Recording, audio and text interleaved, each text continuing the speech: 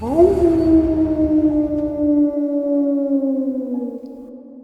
might think that picking berries was harmless, and for the overwhelming majority of people, this is undoubtedly the case.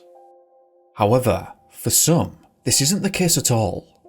I've had a number of comments asking me to delve into this topic again, so I've found two odd and interesting disappearances involving berries. There's also an update on Rudi Moder, whose disappearance I covered towards the end of October, so do stick around until the end of this video if you're interested in that. Now with that said, let's explore the disappearances.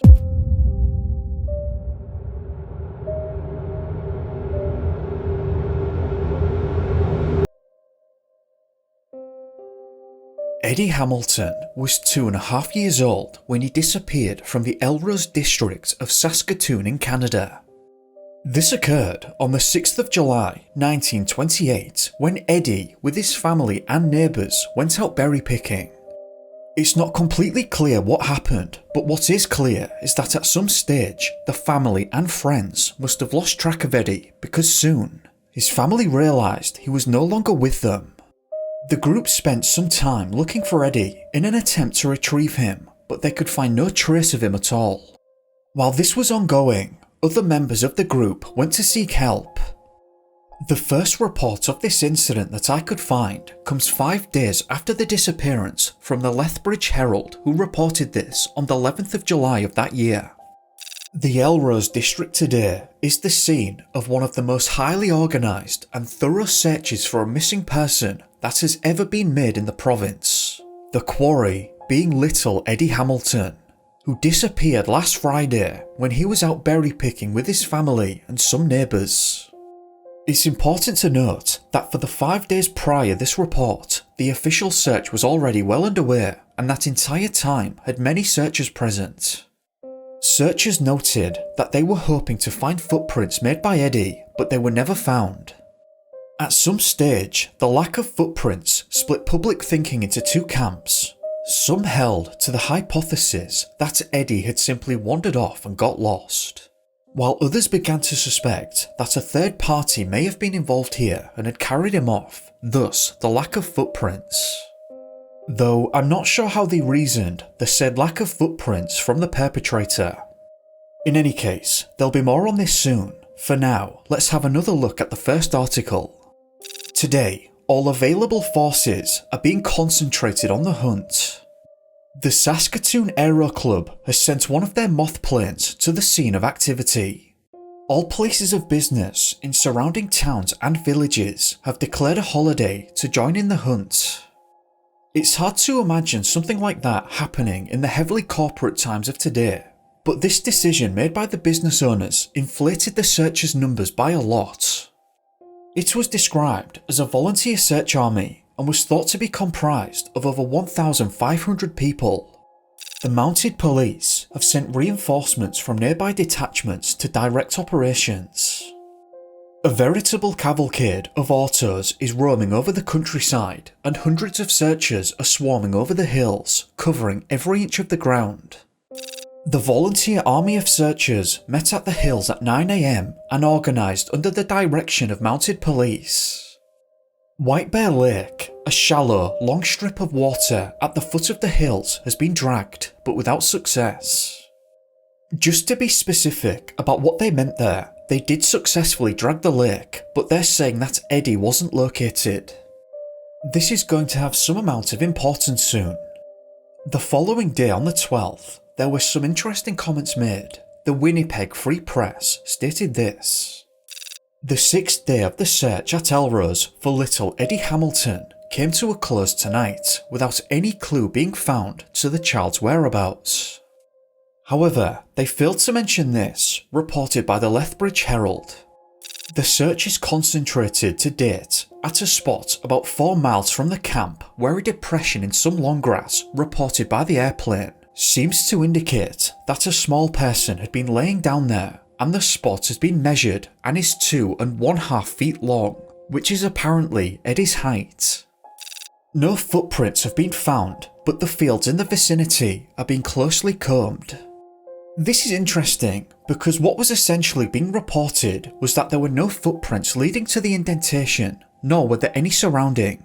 So I can only assume that means that there were none indicating that someone had left the area. It's not clear what was happening here, but it's important to highlight that it wasn't proven that Eddie had made the indentation. Nor is it clear how he, or whoever else, managed to get there without leaving any footprints, which the search leaders were expecting to find. Reporting on the White Bear Lake again, the Medicine Hat News reported this, still on the 12th. White Bear Lake, a shallow, long strip of water at the foot of the hills, has been dragged again and again, but without success. Clumps of trees and thick bushes of undergrowth have been cut down and all badger holes in the vicinity have been dug out, yet not a sign of the missing child has been found. It's interesting that the focus kept returning to White Bear Lake, yet after many repeated attempts at dragging and searching it, no sign of Eddie was found. Let's move on to the 13th. This was reported by the Winnipeg Free Press. Although the 7th day of the tireless search for Eddie Hamilton brought the vast army of searchers no nearer to their goal, there have been some interesting developments, all leading to the belief that the boy has been taken, probably by gypsies. An aged Norwegian clairvoyant says the boy has been taken and is alive and well. He claimed he was within 20 miles of the spot where he had vanished and that he would locate him inside 2 days. An Elrose farmer, who is an old hand at tracking, who spent many years in India, claims to have found an important clue. He believes Eddie, instead of remaining behind, followed his father after the berry-picking expedition and lost sight of his parents when he entered a coulee, took the wrong coulee and disappeared in the opposite direction. John Gunderson was the Norwegian clairvoyant, and he went on to say that it was a man and a woman in an auto that had taken Eddie. He said that he was being well looked after and will be returned within a few days. John couldn't have been more wrong, and the searching continued on a smaller scale, and the reporting came to an end on the 23rd of July, 1928. That is, of course, until October 26 of 1928, when the discovery was made.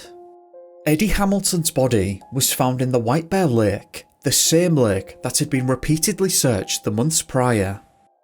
The mystery surrounding the disappearance of little Eddie Hamilton, which for more than 3 months has caused searchers to scout the district, was solved today when John Wells, travelling salesman, found the boy's badly decomposed body in White Bear Lake. Wells found the body when he was out duck hunting. It was taken from the water and carried into Elrose, where it was identified by the parents. The lake in which it was found is about 3.5 miles southwest of where Eddie was lost on July 6, while out on a berry-picking expedition with his parents. It was never mentioned in which direction the earlier indentations in the long grass were found, so it's not clear what relationship it had in terms of the distance to the lake. Ultimately, Eddie's body was discovered in a lake that had been dragged and searched multiple times, and he was never found until that date. There was no further reporting on this incident, and given that over 93 years have passed since then, all of the variables here will never be fully understood. Was he in the lake the entire time, or was he placed there afterwards? How did he even manage to get there? Were the indentations in the long grass anything to do with Eddie? It seems that these questions will never receive an answer. That was also the end of the paper trail on Eddie, so let's explore the next disappearance.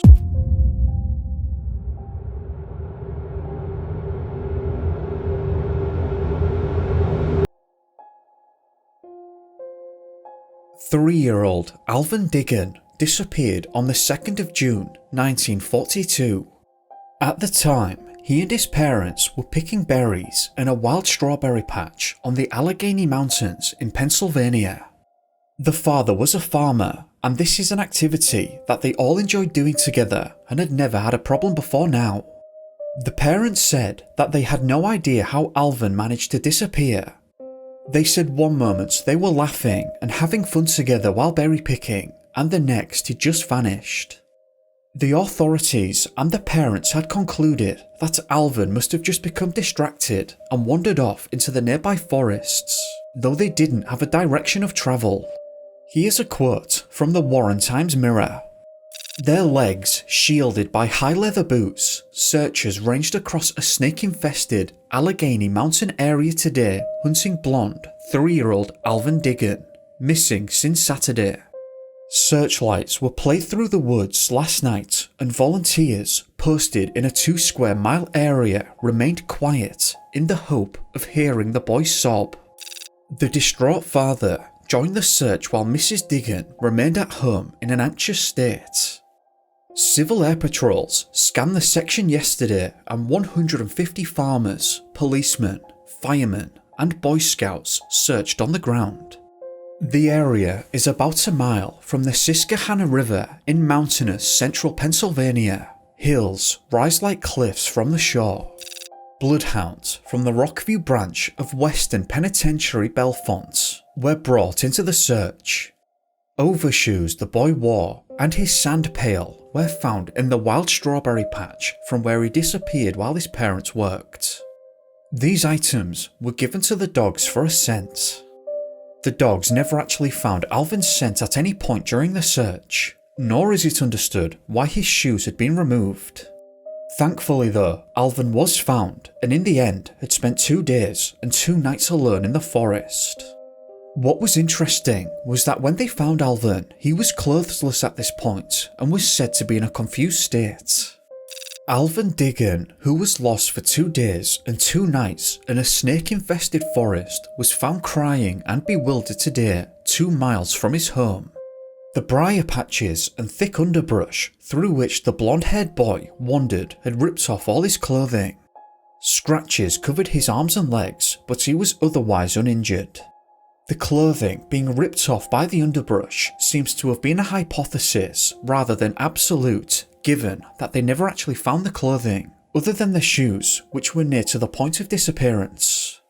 However, given that the scratches are consistent with struggling through briar patches and thick underbrush, it's reasonable that they would conclude that, though perhaps doesn't fully explain the removal of the shoes. This was never actually questioned, and while the answer would have been, we don't know, it would be interesting to know whether he removed them himself for some reason, if a third party removed them, or if they just come off as he was walking around. The latter doesn't quite appear to be the case though, because they were found close to where the family were. That just leads us back to square one though, in saying that it's not clear why the shoes were removed. In any case, here's the quote about the moment of discovery. Mrs. June Reed of Montgomery and 2 boys, Paul Miller 15 of Watsontown and Niall Rupert 13 of Montgomery, came across the boy sitting in a pine grove sobbing. They bundled him up and took him to the nearby Muncie Hospital. Less than an hour later, Alvin was able to sit up in bed. He devoured his milk hungrily, hospital nurses said. Both Sergeant T.G. Moriarty of the State Police and a doctor at the hospital said that Alvin was in great condition and much better than they had expected. Some also showed surprise at the 2-mile distance travelled in this terrain. Unfortunately, Alvin was obviously too young to really give an account or any kind of indication as to what happened that day. It was never understood why he wandered off or why his shoes had been removed.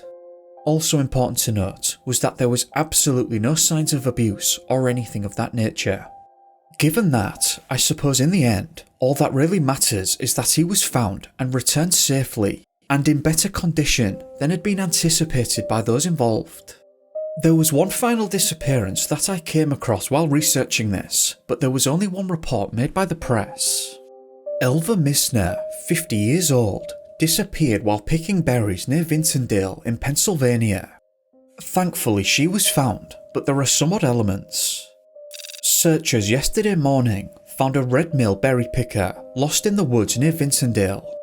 Elva was found about 11 AM, dazed and badly scratched in the woods near the Cambria and Indiana Railroad about a mile from Rexis, Indiana County. Elva was taken to a clinic in Nantagalore. She was found to be suffering no serious ill effects. Mrs. Misner had gone into the woods about 3 p.m. yesterday to pick blackberries. When she failed to return at nightfall, state police were notified and a search was started. Police were joined by members of the Vintondale Volunteer Fire Company, among other organisations. The search continued until 3 a.m. without result. Early yesterday, the searchers entered the woods again. Firemen found Mrs. Misner sitting on a rock. She had lost her shoes while stumbling about in the dark woodlands. It's not clear why Elva removed her shoes, and when she was found, she was said to be in a dazed state, so she probably didn't understand much of what was going on either. I just thought that was interesting and worth reporting on. At this stage, I want to provide an update on Rudi Moder. About a month ago, on the 27th of October, I wrote about Rudi, who disappeared in the Rocky Mountains National Park in 1983. At the end of that video, I said that despite almost 40 years passing since he disappeared, no trace of him had ever been found. Well, an article was posted the day after I left for the Lake District National Park that his remains had been found all these years later. Skeletal remains found in Rocky Mountain National Park appear to belong to a 27-year-old West German hiker who disappeared in the park 38 years ago, the National Park Service said on Thursday. I won't go over the case in full again, but I'll link to my video covering it in its entirety at the top right now in case you want to open a new tab, and down below in the description too. Over the course of their 4-day search, teams managed to locate Rudi's food cache and gear, as well as a snow cave he had apparently made in the northwest corner of the park, but never found Rudi himself. Further searches that spring and summer failed to turn up any additional clues. In August 2020, a hiker discovered skeletal remains among avalanche debris near the park's Skeleton Canyon area. Agencies in the US then began to work with their German counterparts, and this month they came to the realization that the remains they had discovered belonged to Rudi Moder. This was verified by dental records and other forensic work shared between the two countries. I just wanted to share and end on that update, so now seems like a good time to hand it over to you in the comments below. What did you make of these disappearances? Please do share your thoughts with me. I'd just like to take the time to thank you for watching. If you found the video interesting, then please do leave a like, hit the bell and subscribe if you haven't already. And if not, then feel free to leave a dislike. I'm just looking for your honest opinion either way. I hope that you've had a great day or evening depending on where you are, and I'll see you in the next one. Be safe guys. Peace.